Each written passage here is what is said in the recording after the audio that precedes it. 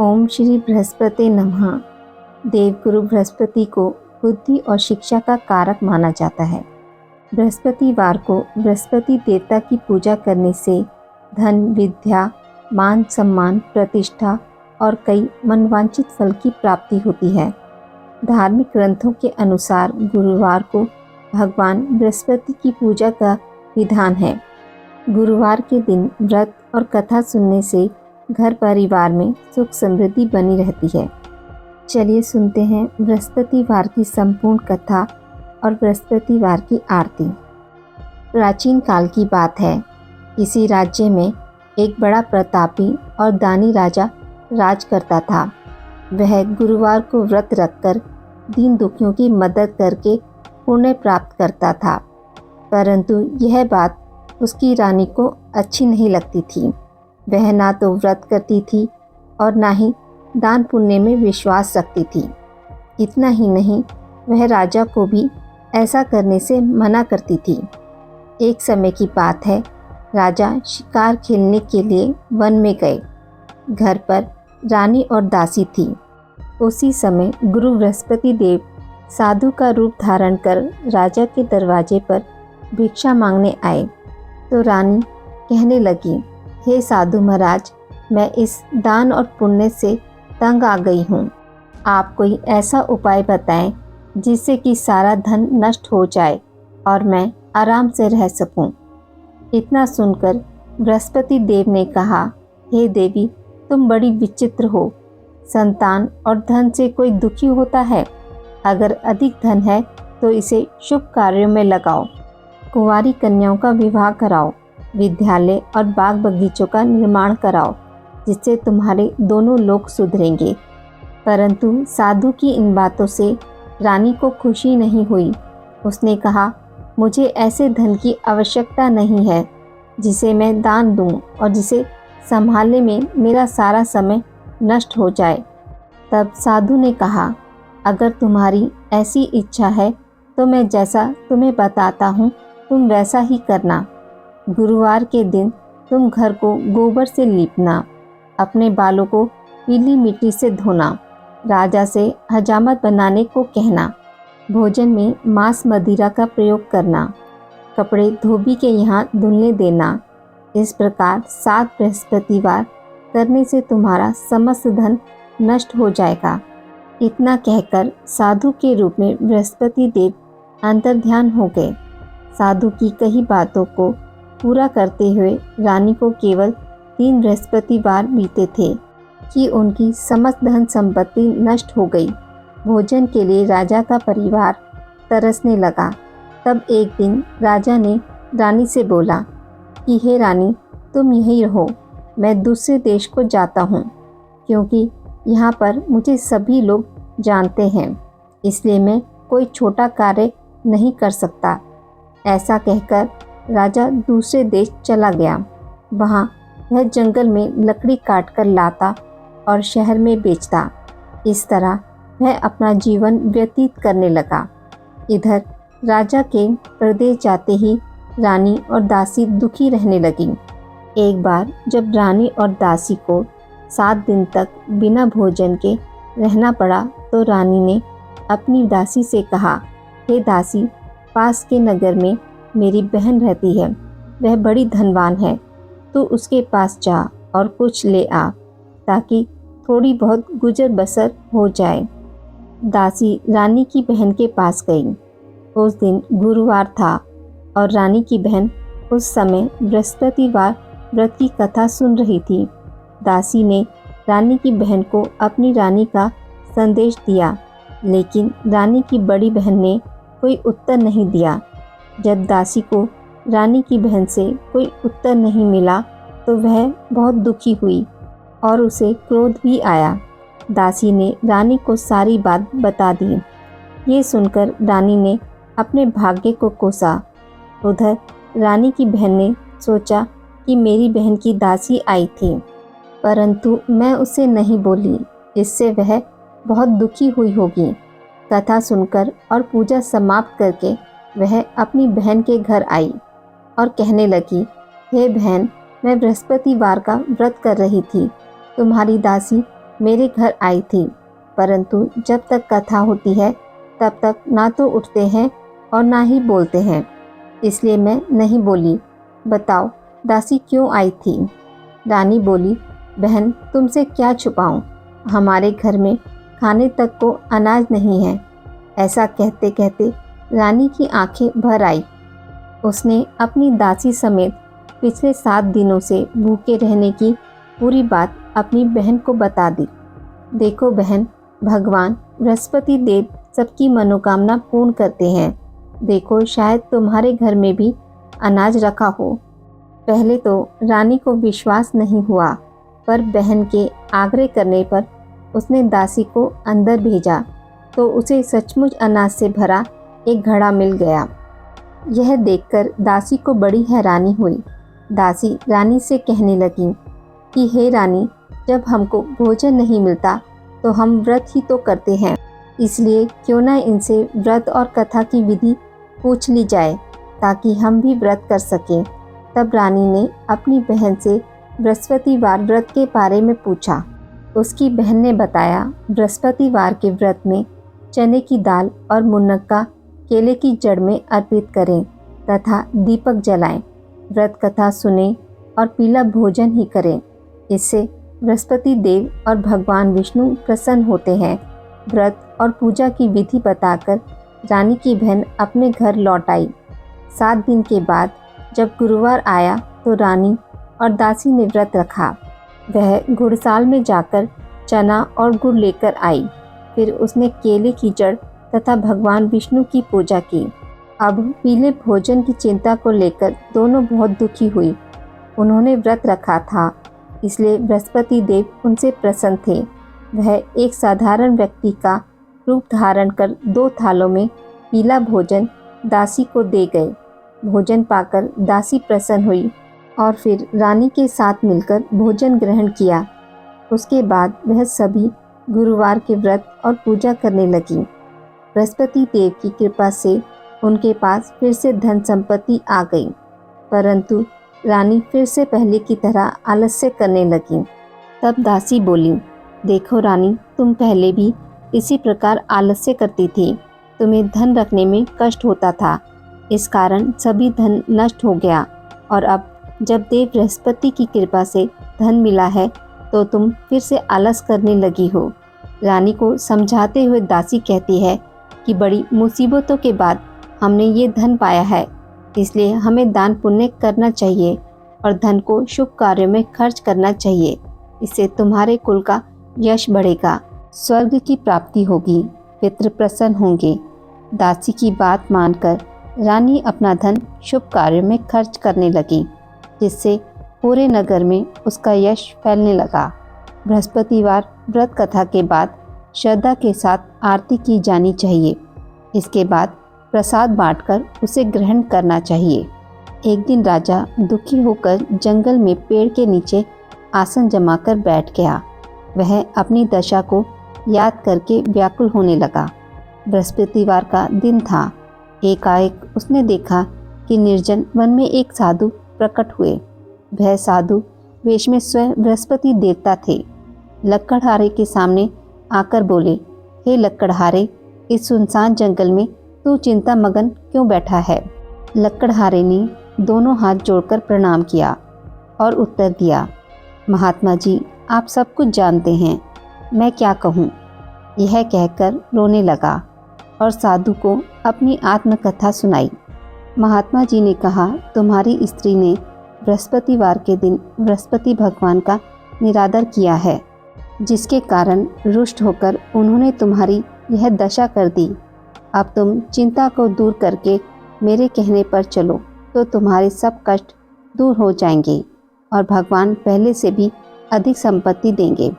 तुम बृहस्पतिवार के दिन कथा किया करो। 2 पैसे के चने मक्का लाकर उसका प्रसाद बनाओ और शुद्ध जल से लोटे में शक्कर मिलाकर अमृत तैयार करो। कथा के पश्चात अपने सारे परिवार और सुनने वाले प्रेमियों में अमृत व प्रसाद बांटकर आप भी ग्रहण करो। ऐसा करने से भगवान तुम्हारी सभी मनोकामनाएं पूरी करेंगे। साधु के ऐसे वचन सुनकर लक्कड़हारा बोला, हे प्रभु, मुझे लकड़ी बेचकर इतना पैसा नहीं मिलता जिससे भोजन के उपरांत कुछ बचा सकूं। मैंने रात्रि में अपनी पत्नी को व्याकुल देखा है। मेरे पास कुछ भी नहीं जिससे मैं उसकी खबर मांग सकूं। साधु ने कहा, हे लकड़हारे, तुम किसी बात की चिंता मत करो। बृहस्पतिवार के दिन तुम रोज़ाना की तरह लकड़ियाँ लेकर शहर को जाओ। तुमको रोज़ से दुगना धन प्राप्त होगा, जिससे तुम भली भांति भोजन कर लोगे तथा बृहस्पति देव की पूजा का सामान भी आ जाएगा। इतना कहकर साधु अंतर्ध्यान हो गए। धीरे धीरे समय व्यतीत होने पर फिर वही बृहस्पतिवार का दिन आया। लकड़हारा जंगल से लकड़ी काटकर किसी शहर में बेचने गया। उसे उस दिन और दिनों से अधिक धन मिला। राजा ने चना गुड़ लाकर गुरुवार का व्रत किया। उस दिन से उसके सभी कलेश दूर हो गए। परंतु जब दोबारा गुरुवार का दिन आया तो बृहस्पतिवार का व्रत करना भूल गया। इस कारण बृहस्पति भगवान नाराज हो गए। उस दिन उस नगर के राजा ने विशाल यज्ञ का आयोजन किया तथा शहर में यह घोषणा करा दी कि कोई भी मनुष्य अपने घर में भोजन ना बनावे, ना आग जलावे। समस्त जनता मेरे यहाँ भोजन करने आवे। इस आज्ञा को जो न मानेगा उसे फांसी की सज़ा दी जाएगी। इस तरह की घोषणा संपूर्ण नगर में करवा दी गई। राजा की आज्ञा अनुसार शहर के सभी लोग भोजन करने गए, लेकिन लकड़हारा कुछ देर से पहुंचा, इसलिए राजा उसको अपने साथ घर लिवा ले गए और ले जाकर भोजन करा रहे थे तो रानी की दृष्टि उस खूंटी पर पड़ी जिस पर उसका हार लटका हुआ था। वह वहां पर दिखाई नहीं दिया। रानी ने निश्चय किया कि मेरा हार इस मनुष्य ने चुरा लिया है। उसी समय सिपाहियों को बुलवा उसे कारागार में डलवा दिया। जब लकड़हारा कारागार में पड़ गया और बहुत दुखी होकर विचार करने लगा कि ना जाने कौन से पूर्व जन्म के कर्म से मुझे यह दुख प्राप्त हुआ, और उसी साधु को याद करने लगा जो कि जंगल में मिला था। उसी समय तत्काल बृहस्पति देव साधु के रूप में प्रकट हुए और उसकी दशा को देखकर कहने लगे, अरे मूर्ख, तूने बृहस्पति देव की कथा नहीं करी, इसी कारण तुझे दुख प्राप्त हुआ। अब चिंता मत कर। बृहस्पतिवार के दिन कारागार के दरवाजे पर 4 पैसे पड़े मिलेंगे। उनसे तू बृहस्पति देव की पूजा करना, तेरे सभी कष्ट दूर हो जाएंगे। बृहस्पतिवार के दिन उसे 4 पैसे मिले। लकड़हारे ने कथा कही। उसी रात्रि को बृहस्पति देव ने उस नगर के राजा को स्वप्न में कहा, हे राजन, तुमने जिस आदमी को कारागार में बंद कर दिया है वह निर्दोष है। वह राजा है, उसे छोड़ देना। रानी का हार उसी खूंटी पर लटका है। अगर तू ऐसा नहीं करेगा तो मैं तेरे राज्य को नष्ट कर दूंगा। इस तरह रात्रि के स्वप्न को देखकर राजा प्रातःकाल उठा और खूंटी पर हार देखकर लकड़हारे को बुलाकर क्षमा मांगी तथा लकड़हारे को योग्य सुंदर वस्त्र आभूषण देकर विदा कर दिया। बृहस्पति देव की आज्ञा अनुसार लकड़हारा अपने नगर को चल दिया। राजा जब अपने नगर के निकट पहुंचा तो उसे बड़ा आश्चर्य हुआ। नगर में पहले से अधिक बाग, तालाब, कुएं तथा बहुत सी धर्मशाला, मंदिर आदि बन गई हैं। राजा ने पूछा, यह किसका बाग और धर्मशाला है? तब नगर के सब लोग कहने लगे, यह सब रानी और बांदी के हैं। तो राजा को आश्चर्य हुआ और गुस्सा भी आया। जब रानी ने यह खबर सुनी कि राजा आ रहे हैं तो उन्होंने बांदी से कहा कि हे दासी, देख राजा हमको कितनी बुरी हालत में छोड़ गए थे। हमारी ऐसी हालत देखकर वह लौट ना जाए, इसलिए तू दरवाजे पर खड़ी हो जा। आज्ञा अनुसार दासी दरवाजे पर खड़ी हो गई। राजा आए तो उन्हें अपने साथ लिवा लाई। तब राजा ने क्रोध करके अपनी रानी से पूछा कि यह धन तुम्हें कैसे प्राप्त हुआ है? तब उन्होंने कहा, हमें यह सब धन बृहस्पति देव के इस व्रत के प्रभाव से प्राप्त हुआ है। राजा ने निश्चय किया कि 7 रोज बाद तो सभी बृहस्पति देव का पूजन करते हैं, परंतु मैं प्रतिदिन दिन में 3 बार कहानी तथा रोज व्रत किया करूँगा। अब हर समय राजा के दुपट्टे में चने की दाल बंधी रहती तथा दिन में 3 बार कहानी कहता। एक रोज राजा ने विचार किया कि चलो अपनी बहन के यहाँ हो आवे। इस तरह निश्चय कर राजा घोड़े पर सवार हो अपनी बहन के यहाँ को चलने लगा। मार्ग में उसने देखा कि कुछ आदमी एक मुर्दे को लिए जा रहे हैं। उन्हें रोककर राजा कहने लगा, अरे भाइयों, मेरी बृहस्पति देव की कथा सुन लो। वे बोले, लो हमारा तो आदमी मर गया, इसको अपनी कथा की पड़ी है। परंतु कुछ आदमी बोले, अच्छा कहो, हम तुम्हारी कथा भी सुनेंगे। राजा ने दाल निकाली और जब कथा आधी ही हुई थी कि मुर्दा हिलने लग गया, और जब कथा समाप्त हो गई तो राम राम करके मनुष्य खड़ा हो गया। आगे मार्ग में उसे एक किसान खेत में हल चलाता मिला। राजा ने उसे देख और उससे बोले, अरे भाई, तुम मेरी बृहस्पतिवार की कथा सुन लो। किसान बोला, जब तक मैं तेरी कथा सुनूंगा तब तक 4 हरिया जोत लूँगा, जा अपनी कथा किसी और को सुनाना। इस तरह राजा आगे चलने लगा। राजा के हटते ही बैल पछाड़ खाकर गिर गए तथा किसान के पेट में बड़ी जोर का दर्द होने लगा। उस समय उसकी माँ रोटी लेकर आई। उसने जब यह देखा तो अपने पुत्र से सब हाल पूछा और बेटे ने सभी हाल कह दिया। तो बुढ़िया दौड़ी दौड़ी उस घुड़सवार के पास गई और उससे बोली कि मैं तेरी कथा सुनूंगी, तू अपनी कथा मेरे खेत पर चलकर ही कहना। राजा ने बुढ़िया के खेत पर जाकर कथा कही, जिसके सुनते ही वह बैल उठ खड़े हुए तथा किसान के पेट का दर्द भी बंद हो गया। राजा अपनी बहन के घर पहुंचा। बहन ने भाई की खूब मेहमानी की। दूसरे रोज प्रातःकाल राजा जगा तो वह देखने लगा कि सब लोग भोजन कर रहे हैं। राजा ने अपनी बहन से कहा, ऐसा कोई मनुष्य है जिसने भोजन नहीं किया हो, जो मेरी बृहस्पतिवार की कथा सुन ले। बहन बोली, हे भैया, यह देश ऐसा ही है कि पहले यहाँ लोग भोजन करते हैं, बाद में अन्य काम करते हैं। अगर कोई पड़ोस में हो तो देखाऊं। वह ऐसा कहकर देखने चली गई, परंतु उसे कोई भी ऐसा व्यक्ति नहीं मिला जिसने भोजन ना किया हो। अतः वह एक कुम्हार के घर गई जिसका लड़का बीमार था। उसे मालूम हुआ कि उनके यहाँ 3 रोज से किसी ने भोजन नहीं किया है। रानी ने अपने भाई की कथा सुनने के लिए कुम्हार से कहा। वह तैयार हो गया। राजा ने जाकर बृहस्पतिवार की कथा कही, जिसको सुनकर उसका लड़का ठीक हो गया। अब तो राजा की प्रशंसा होने लगी। एक रोज राजा ने अपनी बहन से कहा कि हे बहन, हम अपने घर को जाएंगे, तुम भी तैयार हो जाओ। राजा की बहन ने अपनी सास से कहा। सास ने कहा, चली जा, परंतु अपने लड़के को मत ले जाना, क्योंकि तेरे भाई के कोई औलाद नहीं है। बहन ने अपने भाई से कहा, हे भैया, मैं तो चलूँगी, पर कोई बालक नहीं जाएगा। राजा बोला, जब कोई बालक नहीं चलेगा तब तुम ही क्या करोगी। बड़े दुखी मन से राजा अपने नगर को लौट आया। राजा ने अपनी रानी से कहा, हम निर्वंशी हैं, हमारा मुख देखने का धर्म नहीं है और कुछ भोजन आदि नहीं किया। रानी बोली, हे प्रभु, बृहस्पति देव ने हमें सब कुछ दिया है, वह हमें औलाद अवश्य देंगे। उसी रात को बृहस्पति देव ने राजा के स्वप्न में कहा, हे राजा, उठ, सभी सोच को त्याग दे, तेरी रानी गर्भ से है। राजा को यह बात सुनकर बड़ी खुशी हुई। 9वें महीने में उसके गर्भ से एक सुंदर पुत्र पैदा हुआ। तब राजा बोला, हे रानी, स्त्री बिना भोजन के रह सकती है, पर बिना कहे नहीं रह सकती। जब मेरी बहन आवे तुम उससे कुछ मत कहना। रानी ने सुनकर हाँ कर दिया। जब राजा की बहन ने यह शुभ समाचार सुना तो वह बहुत खुश हुई तथा बधाई लेकर अपने भाई के यहाँ आई। तभी रानी ने कहा, घोड़ा चढ़कर तो नहीं आई, गधा चढ़ी आई। राजा की बहन बोली, भाभी, मैं इस प्रकार ना कहती तो तुम्हें औलाद कैसे मिलती। बृहस्पति देव ऐसे ही हैं, जैसी जिसकी कामना हो सभी को पूर्ण करते हैं। जो सद्भावना पूर्वक बृहस्पतिवार का व्रत करता है, एवं कथा पढ़ता है अथवा सुनाता है, दूसरों को सुनाता है, बृहस्पति देव उसकी सभी मनोकामनाएं पूर्ण करते हैं। भगवान बृहस्पति देव उसकी सदैव रक्षा करते हैं।